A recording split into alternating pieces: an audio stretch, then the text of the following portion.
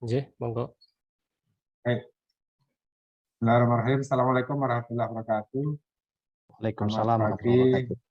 salam sehat, salam barokah semuanya. Yang saya hormati Pak Ahmad Sunardi dari Teknik Harapan Bersama Tegal, teman-teman semuanya, karyawan-karyawati, kerjaan Tegal maupun Brebes.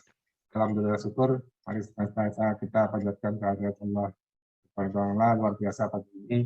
Kita bisa bertemu dalam tatap muka via Zoom dalam rangka kita mencerahkan kembali teman kita terkait dengan budaya baru kita, di mana Pak Ahmad Sunardi dapat kami sampaikan. Teman-teman di Tegal maupun Brebes, kami punya kebiasaan baru bedah buku, Pak Ahmad. Tapi bedah buku yang kami sajikan tentu saja sebatas bedah buku atas kemampuan kami untuk membukanya. Memang secara akademis kami belum mendapatkan ilmu yang benar untuk membedah buku, tapi insya Allah tujuan kami adalah yang pertama selain untuk menambah wawasan teman-teman terhadap buku yang dibedahnya, juga membiasakan teman-teman untuk bisa menyampaikan segala sesuatu dalam forum apapun, dalam latihan bedah buku. Nah, dalam bedah buku ini nanti kami mohon bantuannya, Pak Ahmad Sunardi mungkin bisa sharing berbagi ilmu kepada kami terkait dengan bagaimana membedah buku yang benar, mungkin juga membedah buku yang cepat, tetapi terserap inti dari materi yang ada di buku yang dibedah oleh masing teman-teman. Karena kami hanya berdasarkan pengalaman, mungkin ada cara-cara yang lebih cepat, yang lebih pas untuk melakukan pembedahan sebuah buku, tetapi isi dari buku tersebut tidak terlewatkan. Tujuan kami seperti itu, Pak Ahmad Sunardi. Nanti kami mohon disampaikan kepada teman-teman bagaimana cara membedah buku yang benar, membedah buku yang tepat tanpa meninggalkan makna dari buku tersebut dan bisa disaringkan ke teman-teman yang lain. Mungkin dari saya itu Pak Ahmad Sunardi, monggo setelah ini waktu kami serahkan ke Pak Ahmad Sunardi untuk bisa sharing kepada kami, memberikan pengetahuan dan juga mungkin pemahaman dan pengalaman bagaimana cara membedah buku yang benar dan mendapatkan intisari dari buku yang dibedah. Demikian, terima kasih. Assalamualaikum warahmatullahi wabarakatuh. Assalamualaikum warahmatullahi wabarakatuh.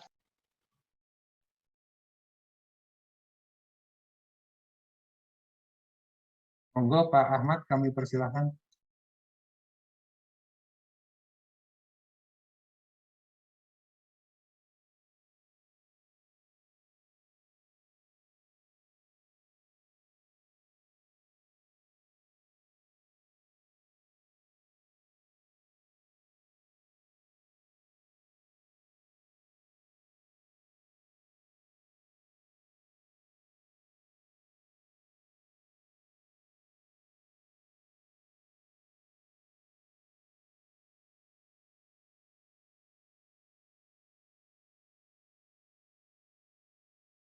Masih termute Pak Ahmad.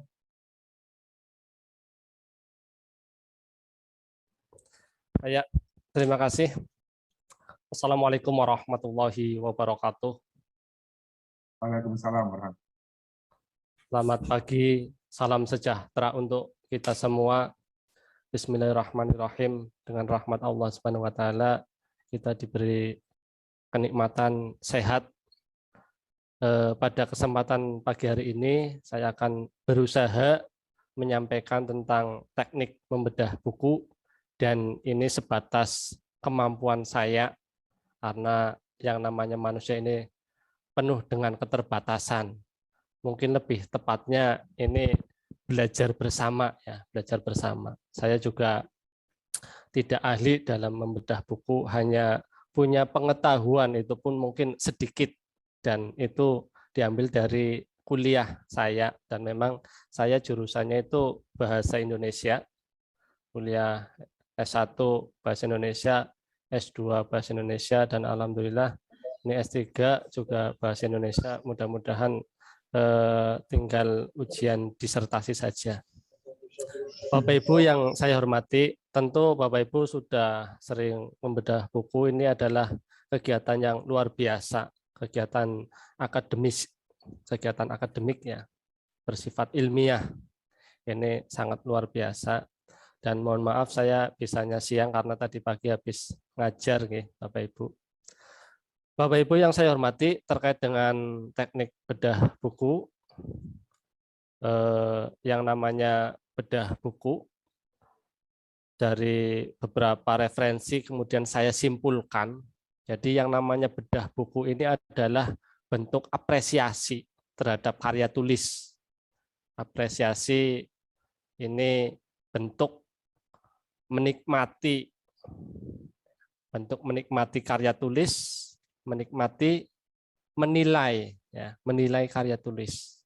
Ini saya ambil kesimpulan apresiasi karya tulis. Kemudian di dalamnya juga mengomentari terhadap buku tersebut, mengkritisi aspek-aspek yang ada pada buku tersebut. Bahkan termasuk juga kegiatan promosi. Karena biasanya kalau bedah buku itu sebelum buku terbit itu dibedah dulu untuk menarik khalayak, untuk menarik calon pembaca. Biasanya diambil tokoh-tokoh ahli atau orang-orang yang sudah terkenal ya. Ini biasanya membedah buku.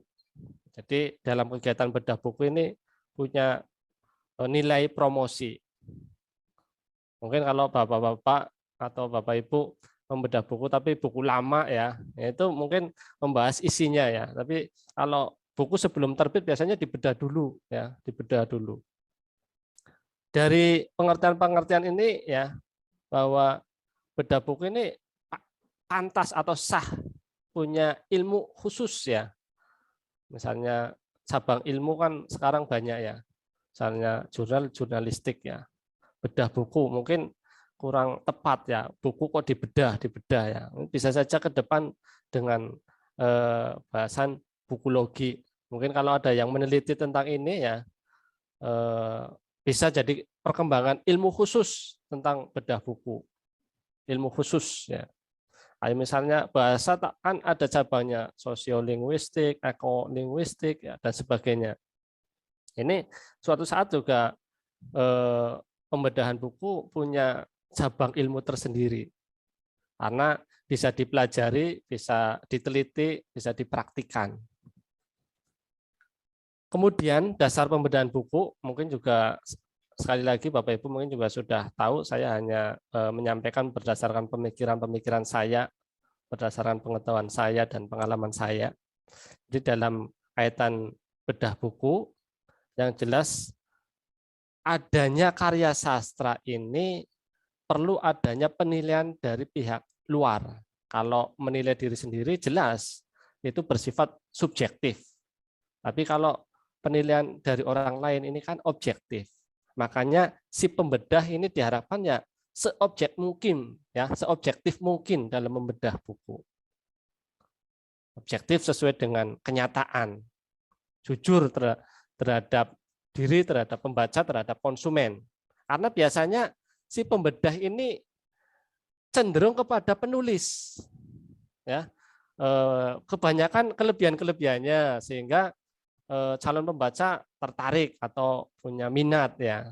Nah, kalau netral ini lebih bagus ya bagi, kalau misalnya bagus ya bagus, kalau misalnya masih ada kekurangannya sampaikan ada kekurangan. Yang jelas yang namanya karya ini tidak ada yang sempurna ya. Kemudian diharapkan pembedahan buku ini tidak asal orang membedah, tapi diharapkan sesuai dengan bidang, sesuai dengan profesinya. Karena yang namanya manusia sekali lagi penuh dengan keterbatasan. Mungkin Bapak ada yang bidang akuntan, ada yang bidang hukum ya, ada yang bidang kesehatan, ada yang bidang administratif ya. Setiap orang pasti punya kemampuan dan profesi sendiri-sendiri ya. Kemudian diharapkan dalam pembedahan buku ini juga teliti ya, teliti dan proporsional. Nah, tadi juga disampaikan tadi Pak Ade ya atau Pak Nugroho ya tentang bagaimana biar caranya cepat dan sebagainya. Ini kaitannya juga ada teknik membaca ya. Teknik membaca ada intensif dan ekstensif ya. Yang jelas ada kelemahan dan kelebihan. Kalau hanya sepintas pengen cepat tahu, dari judulnya mungkin bisa tahu, atau dari belakang buku ya bisa tahu, atau dari kata pengantar ya, prakata ya, itu bisa tahu ya. Itu kalau pengen cepat membaca ekstensif. Kalau intensif itu secara inten ya. Ekstensif ini sepintas saja, poin-poinnya saja. Bisa saja judul, kemudian subjudulnya, paragrafnya tidak dibaca. Atau paragraf dibaca tapi hanya kalimat utamanya. Itu juga bisa tahu itu. Ya. Mungkin dibaca daftar isinya juga bisa tahu. Ya. Tapi jelas ini penuh keterbatasan, penuh kekurangan. Ya. Tidak bisa detail. Sebaliknya kalau intensif itu detail kata demi kata ya, itu diresapi ya, sehingga bisa tahu. Makanya ketika membedah buku pun bisa saja secara simpel ya, atau bisa saja secara mendalam, tergantung teknik membacanya. Kemudian ini teknik pembedahan buku, pasti ya harus punya bukunya. Kalau tidak punya buku ya, bagaimana bisa membedah ya. Kemudian baca secara intens ya, intensif itu. Jadi orang bisa mengomentari tentang karya, ini harus tahu di dalamnya, ini harus ya, hukumnya harus. Sudah membacanya sampai selesai, tidak setengah-setengah. Jadi harus dibaca dulu. Kalau bisa secara intens ya, secara detail.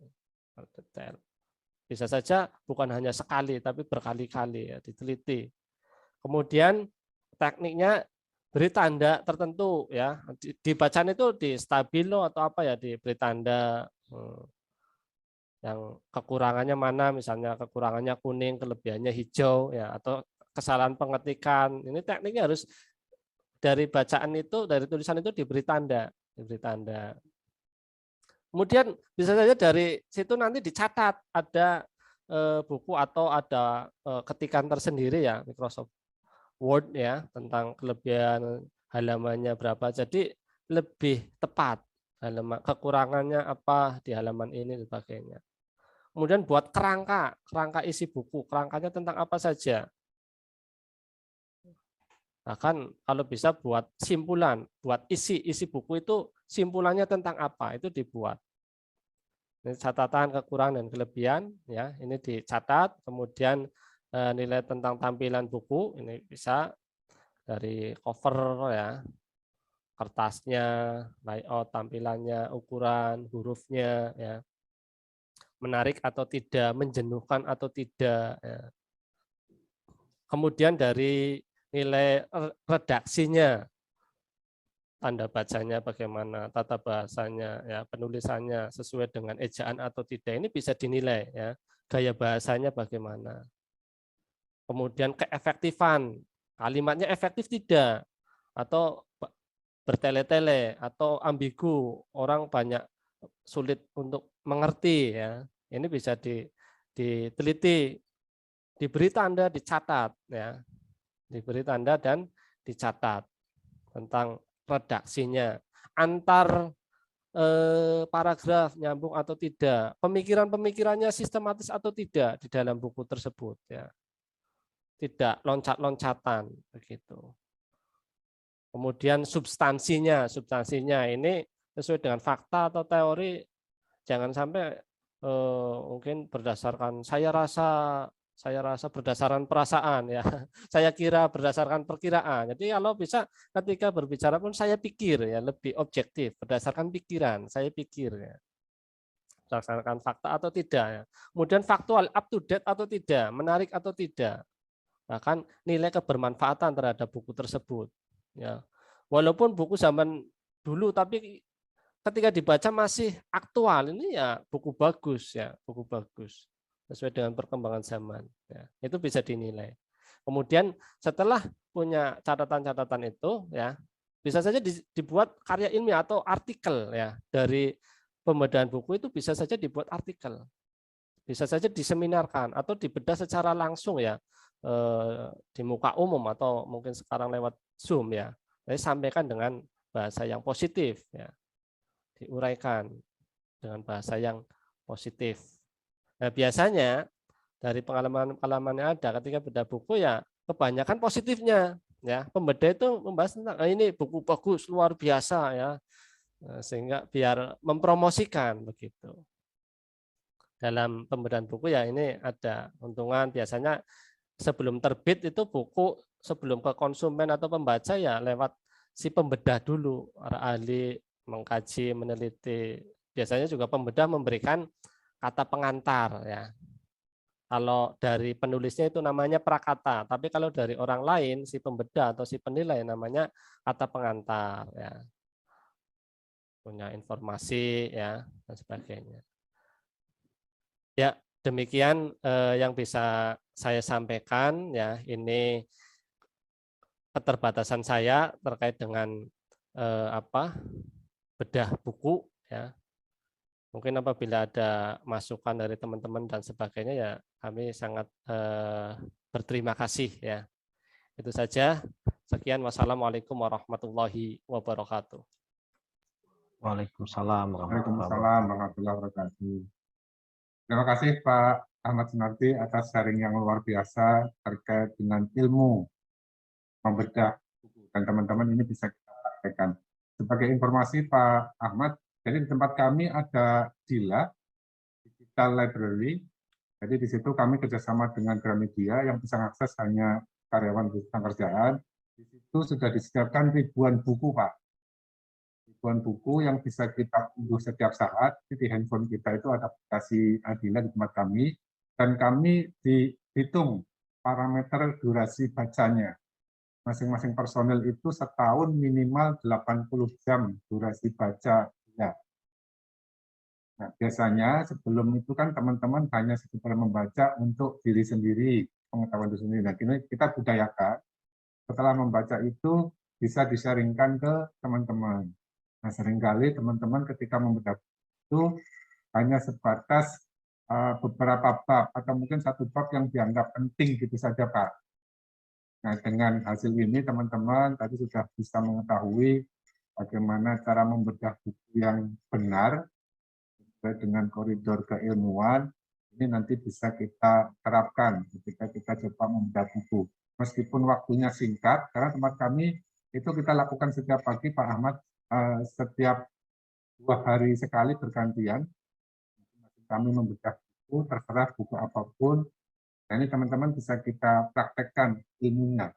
Memang karena waktunya terbatas, Pak Ahmad, karena morning briefing kita itu jam 7.45, mereka hanya 10-15 menit menyampaikan bedah buku mereka, jadi mungkin tidak sekomplit yang disampaikan Pak Ahmad. Tapi paling tidak ilmunya, bagaimana membedah buku, teman-teman sudah tahu. Dan betul memang, kami cenderung menyampaikan sisi positifnya semuanya dari isi buku. Kadang dari kami yang menyampaikan sisi negatif dari buku itu, karena kami akui mengarang sebuah buku itu sebuah hal yang luar biasa, jadi kami memang melihat dari isi buku dari sisi positifnya saja. Izin Pak Ahmad, mungkin dari teman-teman ada yang mau bertanya tentang cara membedah buku ini, dipersilakan. Monggo. Silakan kalau ada yang mau bertanya. Izin bertanya, Pak. Mas Rengga, silakan. Assalamualaikum warahmatullahi wabarakatuh. Selamat pagi Pak Ahmad Sunarti. Sebelumnya perkenalkan, nama saya Rengga Prima. Ada 2 poin pertanyaan saya, Pak.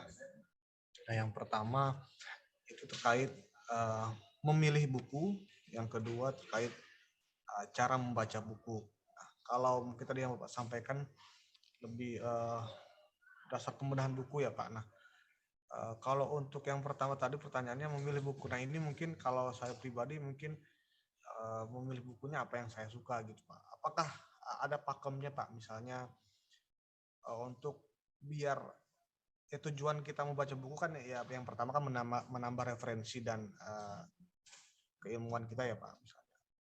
Nah, apakah ada pakem secara khusus atau secara mendasar dari secara akademis untuk kita memilih buku, apa yang kita baca itu harus ada runtutannya gitu. Misalnya Yang pertama kita baca buku yang terkait self improvement dulu atau pengembangan diri dulu, kemudian tentang bidang-bidang terkait atau bahkan buku-buku yang berkaitan dengan sosok, kemudian sejarah-sejarah. Apakah ada runtutan pakemnya Pak atau random aja gitu Pak? Apa yang kita suka ya itu yang kita baca. Itu yang pertama Pak. Yang kedua terkait cara membaca. Mungkin cara membaca benar kalau saya sendiri Pak, cara membacanya saya lebih suka membaca dengan cara cepat. Saya buka selembar, kemudian nanti saya screening lagi gitu Pak. Jadi mungkin kalau saya pribadi membaca buku agak sedikit lebih lama, karena kalau saya bacanya pelan-pelan, malah nggak masuk. Saya nggak paham poinnya Pak. Tapi kalau saya baca cepat, kemudian di kepala saya ceritanya saya ulang-ulang kembali, nah itu baru ini ya. Nah, mungkin dari Bapak bisa membagikan tips bagaimana cara membaca yang efisien, Pak. Kita membacanya cukup bagi kita waktunya untuk kesehatan mata dan kesehatan-kesehatan lainnya, dan juga intisari dari buku tersebut bisa secara optimal kita resap Pak dengan teknik membaca yang baik tadi. Terima kasih Pak Ahmad. Assalamualaikum warahmatullahi wabarakatuh.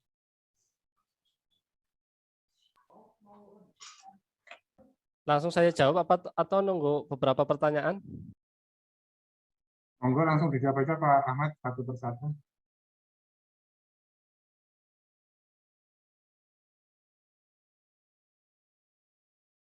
Monggo silakan Pak Ahmad dijawab Ya, langsung silakan. terima kasih pada Pak Rengga ya.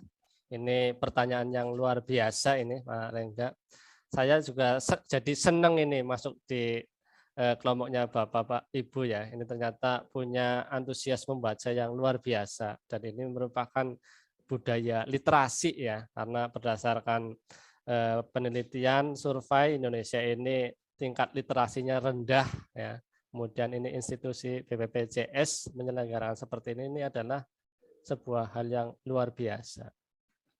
Tadi Pak Rengga ada 2 pertanyaan terkait dengan memilih buku dan cara membaca buku ya. Terkait dengan memilih buku, sebenarnya pada dasarnya itu ya hak prerogatif setiap insan, setiap orang ya. Kayak orang mau makan, ya terserah orangnya kan. Mau tidur, mau jalan-jalan kemana, ini kan terserah orangnya. Walaupun ada berdasarkan kebutuhan ya, yang sedang dicari apa, atau berdasarkan tuntutan kinerja atau tugas kuliah dan sebagainya, ini kan juga bisa ya. Jadi tadi sudah betul, kalau kita membaca ya yang kita suka ya. Kalau yang enggak suka kenapa dibaca ya? Biasanya kalau yang enggak suka ya sulit untuk dipahami, sulit untuk masuk ya. Jadi baca ya dibuat enjoy, yang kita suka, yang kita senang itu apa ya. Kalau orang lagi senang itu biasanya sering membaca. Saya sendiri kalau lagi senang baca itu kadang sampai malam, ini cepat selesai ya, satu buku cepat selesai. Tapi kalau lagi malas ya melirik saja kan tidak ya. Kemudian buku apa yang bagus ya. Buku-buku memang ada yang bagus, ada yang biasa ya. Dan biasanya buku-buku yang bagus ini juga para kaum akademisi ini memberikan instruksi ya untuk diteliti ya. Nah, itu ada tahap-tahapannya, kalau tingkatan buku yang bagus dan yang biasa ya. Buku yang bagus dan yang biasa ini berkaitan dengan satu teori-teorinya ya, yang ada pada buku tersebut itu teorinya dari mana, mendalam atau tidak ya, atau sekadar wawasan ya. Kemudian dari penulis juga, orang yang penulisnya bagus ya, karya-karyanya bagus, tapi orang yang baru belajar menulis ya tentu berbeda ya. Karya-karya terkenal ya itu biasanya bagus-bagus ya. Termasuk buku terbaru ya kebanyakan bagus-bagus. Mengapa? Penelitian itu diharapkan referensinya 10 tahun ke sini ya. tidak 10 tahun ke belakang ya, karena biar up to date ya. Buku-buku sekarang bagus-bagus, kertasnya bagus-bagus, bahkan tata letaknya bagus-bagus. Kalau buku-buku zaman dulu kadang ejaan masih lama, kertasnya buram, kuning ya, sulit dibaca. Kadang begitu ya. Jadi tadi berdasarkan teori atau isinya ya, kemudian juga pengarangnya ya, kemudian juga kebaruan ya. Buku sekarang yang baru-baru ya bagus. Nah, ini kalau yang baru tapi baru latihan menulis ya ini mungkin banyak kekurangan ya. Kemudian buku apa yang harus dipilih dulu, apakah pengembangan diri atau tentang apa ya. Sekali lagi ini sesuai dengan keinginan si pembaca atau tuntutan, apakah tuntutan kerja atau apa, misalnya di institusi dapat tugas ini ya. Ya, silakan. Kemudian terkait dengan cara membaca buku ya. Sekali lagi mungkin secara kesehatan juga sudah ada ya. Jarak minimal 30 cm, kalau bisa tidak tidur ya, duduk. Tapi sekali lagi ya hak prerogatif si pembaca ya, dibuat senyaman mungkin. Misalnya saya dulu sekolah juga kadang senang membaca buku di atas pohon ya, buat rumah-rumahan di pohon sambil baca ya. Itu asik ya. Atau Anda bisa baca di tempat-tempat yang sejuk, hening, di pantai, di dekat hutan atau apa ya. Atau punya ruangan khusus ya, atau tempat khusus teras di rumah yang sejuk, yang hijau ya. Jadi inspirasi itu silakan. Nah, tadi kadang membaca cepat atau lambat, bahkan kalau lambat kurang masuk ya. Sekali lagi ini ya tergantung orang ya. Yang namanya manusia ini punya tingkat pemahaman masing-masing ya. Kalau membaca cepat ini juga bisa diukur. Dalam suatu bacaan ada berapa kata, Anda membaca berapa menit. Ini kecepatan membaca ini bisa diukur Bapak Ibu. Bahkan dosen saya ada teorinya tentang ini ya, untuk mengukur kecepatan membaca seseorang. Ada teorinya, ada alatnya, ada aplikasinya. Saya sendiri lupa itu ya, dosen saya dulu itu begitu. Jadi tingkat kecepatan membaca seseorang itu bisa dites. Ya. Cepat atau lambat ini adalah teknis. Yang terpenting kan adalah pemahaman terhadap buku tersebut ya. Buat apa cepat-cepat kalau tidak paham ya? Atau lambat-lambat malah sering lupa ya. Ini tergantung orangnya. Dan tadi saya sudah menjelaskan membaca tekniknya ada dua, intensif dan ekstensif. Kalau ekstensif berarti sepintas. Mungkin tadi sudah disampaikan ya. Mungkin dari institusi BPPJS ada membacanya waktunya terbatas ya. Ini bisa saja poin-poinnya saja. Walaupun keterbatasan membaca ini juga pasti ada keterbatasan membedah. Pasti ada yang terlewat. Ini tidak bisa dipungkiri ya. Kalau hanya satu bab ya paling hanya bab itu kan begitu. Tapi kalau pengen mendalam kan harus dibaca buku semuanya. Tapi kalau waktunya terbatas ya mungkin bahasanya pun terbatas. Makanya kalau misalnya Bapak Ibu senang membaca bisa saja memanfaatkan waktu misalnya di rumah atau di mana ketika lagi santai ya. Bisa saja membaca. Ya walaupun kita sebenarnya kan juga budaya bacanya tinggi ya. Walaupun tidak harus buku ya, kadang baca status ya. Baca status, baca histori dan sebagainya. Itu ya. Jadi kaitan dengan cara membaca ya. Ini ada intensif dan ekstensif dan ini memang tergantung pada diri seseorang. Kadang ada yang membaca misalnya dalam hati atau ada yang harus diucapkan. Atau ada yang orang membaca tapi kalau ada orang yang baca dalam disuarakan itu juga terganggu. Kan kadang ada ya. Jadi itu ini tentang cara membaca. Tadi sudah saya sampaikan kalau pengen cepat ya biasa saja judulnya atau di belakang buku itu biasanya ada ringkasannya atau daftar isinya juga kita baca tahu isinya ya atau bab-bab dan subbabnya saja ya. Oh ya bab subbabnya tentang itu ya. Atau di paragraf kalimat utama atau ada yang teori-teorinya berdasarkan siapa atau di akhir paragraf itu biasanya isinya simpulan. Ini cara membaca cepat ya. Misalnya dalam sebuah paragraf baca saja teorinya siapa, berdasarkan siapa, rujukanlah ya kutipannya dari mana. Kemudian di kalimat akhir paragraf itu pasti biasanya simpulan biar tidak bertele-tele. Atau bisa saja Anda membaca kalimat pertama dan akhirnya bisa ya. Ini cara membaca cepat. Demikian ya Pak Rengga. Terima kasih. Baik, terima kasih atas penjelasannya dari pertanyaan Mas Rengga, Pak Ahmad. Mungkin saya juga jadi ingin ikut bertanya. Saya kebetulan tidak terlalu suka dengan buku-buku yang tebal, jadi saya lebih suka jurnal biasanya kalau baca. Pak Ahmad gini, ketika membaca sebuah buku, itu kan buku pasti seringnya ada kata pengantar dan kata penutup.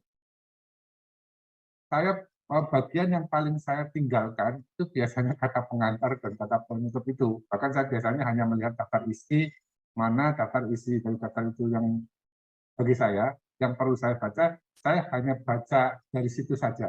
Jadi kata pengantar itu bagian yang paling sering saya lewatkan dari sebuah buku, termasuk juga kata penutup. Saya paling malas baca itu. Karena saya anggap dari daftar isi saya bisa melihat sebenarnya inti dari buku ini di mana sih. Nah, terkait dengan cara bedah buku ini, apakah ini sebuah kesalahan yang fatal ketika melewatkan kata pengantar dan kata penutup tadi, ataukah kalau dalam kaidah bedah buku ini masih dalam sesuatu yang normal? Itu Pak Ahmad, terima kasih.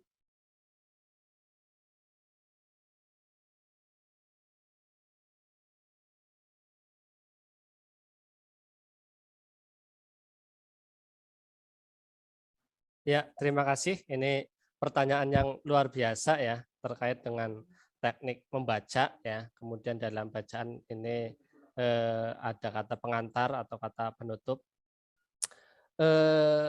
Bapak Ibu yang saya hormati, dalam kita membaca buku memang fokusnya ya pada isi ya. Isi itu tertera pada daftar isi. Dari daftar isi kita bisa mengetahui isi buku tersebut. Itu kalau secara pintas kita bisa lakukan itu. Terkait dengan kata pengantar, ini bisa kita manfaatkan di akhir ya, di akhir. Jadi kalau bisa jangan di awal ya. Kalau bisa di akhir. Walaupun sah-sah saja kalau Bapak Ibu juga membaca di awal. Karena yang namanya kata pengantar, seperti yang tadi saya sampaikan, kata pengantar itu adalah ungkapan pemikiran seseorang terhadap buku tersebut.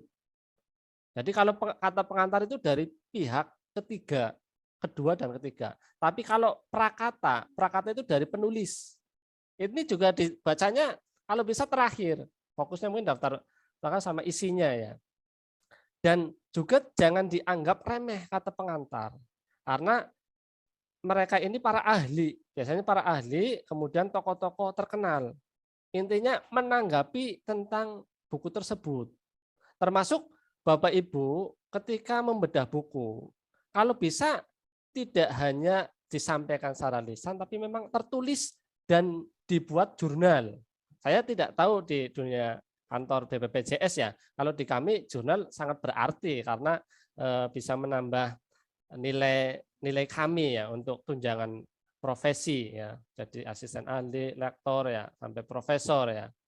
Kalau kami sangat berarti. Nah, Bapak Ibu kalau membedah buku terus baca terus disampaikan kekurangan dan kelebihan ini tanda kutip eman-eman ya. Kalau ada tulisannya bahasa tentang apa ya dibuat artikel ini kan luar biasa jadi karya karya Bapak Ibu ya. Itu. Jadi kata pengantar juga diharapkan jangan diremehkan karena ini pendapat-pendapat ahli tentang buku tersebut. Misalnya ya, Bapak Ibu membaca sebuah buku, dari bacaan tersebut kan punya makna, punya pemikiran. Menurut saya begini-begini.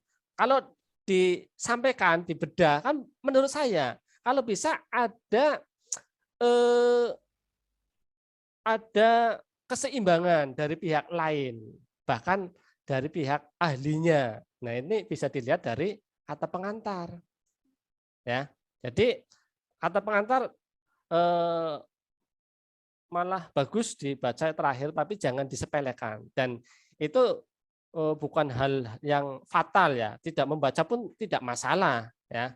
Ini juga pendapat seseorang. Mungkin Bapak Ibu juga punya hak untuk berpendapat kan begitu ya. Tapi jangan disepelekan, barangkali bermanfaat. Begitu ya Bapak ya yang berkaitan dengan ini. Terima kasih. Matur nuwun informasinya Pak Ahmad. Jadi kata pengantar, seyogyanya paling tidak dicermati Pak Ahmad, karena itu buah pemikiran dari orang luar yang menilai terhadap, ada penilaian terhadap isi dari buku yang dihasilkan. Menurut seperti itu ya. Cuma kadang memang saya seringnya, betul tadi, kata pengantar, prakata itu sesuatu yang paling sering saya lewatkan, karena saya biasanya langsung ke daftar isi saja. Apalagi di tempat kami, Dila itu sifatnya kan digital Pak Ahmad. Digital, jadi buku itu per halaman bisa dibuka untuk seluruh halamannya, tapi biasanya langsung ke bab 1 biasanya. Pun karena bisa di-scroll dengan cepat ya, bab 1 yang biasanya masih pendahuluan-pendahuluan kami tinggalkan langsung dan seterusnya. Nah, kami belum sampai kepada pencatatan atau penulisan hasil bedah buku, belum Pak Ahmad, karena ini memang kami lebih kepada ke budaya kami share di morning briefing setiap harinya, berselang setiap 2 hari sekali. Karena selain itu kami juga untuk memenuhi akses durasi baca di tempat kami, karena tempat kami diwajibkan Pak Ahmad, satu personel itu setahun minimal 80 jam baca. Gambarannya seperti itu. Makanya ini kalau dalam bahasa Indonesia mungkin 1 kali dayung, 2-3 pulau terlampaui. Mungkin maksudnya seperti itu dari kami. Satu sisi tercerahkan, satu sisi lain juga atas penilaian dari parameter tertentu bisa terpenuhi. Itu Pak Ahmad. Dari teman-teman yang lain, mungkin ada yang mau bertanya terkait dengan cara bedah buku, silahkan. Ada dari teman-teman yang lain? Cukup ya teman-teman. Baik Pak Ahmad, saya rasa teman-teman cukup. Mohon maaf karena ini berbarengan dengan kami tetap memberikan pelayanan kepada peserta, karena di tempat kami layanan setiap hari Pak Ahmad dari jam 8 sampai sore. Ini memang kami khususkan waktu untuk bisa mendengarkan sharing Pak Ahmad terkait dengan cara bedah buku yang benar, agar ke depan kami bisa melakukan bedah buku sesuai dengan koridor yang seharusnya. Jadi tidak asal atas sepemahaman kami. Pak Ahmad, terima kasih sekali atas sharingnya. Mohon maaf, mungkin dalam acara ini kami ada hal-hal yang kurang dalam penyelenggaraannya. Sekali lagi, terima kasih dari kami, manajemen dari Turis Tenaga Kerjaan Cabang Tegal dan Brebes. Selanjutnya, waktu saya serahkan ke Pak Adit lagi, selaku Kabid Umum, silakan. Baik, terima kasih Pak Nugroho, Kepala Kantor Cabang Tegal, dan Pak Ahmad Sunardi. Luar biasa Pak, terima kasih. Semoga apa yang diharapkan dari kita semua, yakni dapat membedah buku secara netral dan proporsional dapat kita lakukan, walaupun memang kita masih banyak belajar nantinya. Baik, teman-teman, saya sudahi mungkin workshop singkat kali ya terkait dengan teknik bedah buku. Terima kasih sekali Pak Ahmad telah meluangkan waktunya kepada kami. Semoga dapat kita manfaatkan ilmunya sebaik-baik mungkin. Baik, dari saya cukup demikian. Saya tutup workshop pagi ini. Wabillahi taufiq wal hidayah. Wassalamualaikum warahmatullahi wabarakatuh. Waalaikumsalam warahmatullahi wabarakatuh. Ya, terima kasih juga ya. Saya berpamitan. Ya. Mudah-mudahan bedah buku ini punya nilai ibadah. Amin. Amin. Saya permisi. Wassalamualaikum warahmatullahi wabarakatuh. Waalaikumsalam warahmatullahi wabarakatuh. Baik, terima kasih Mas.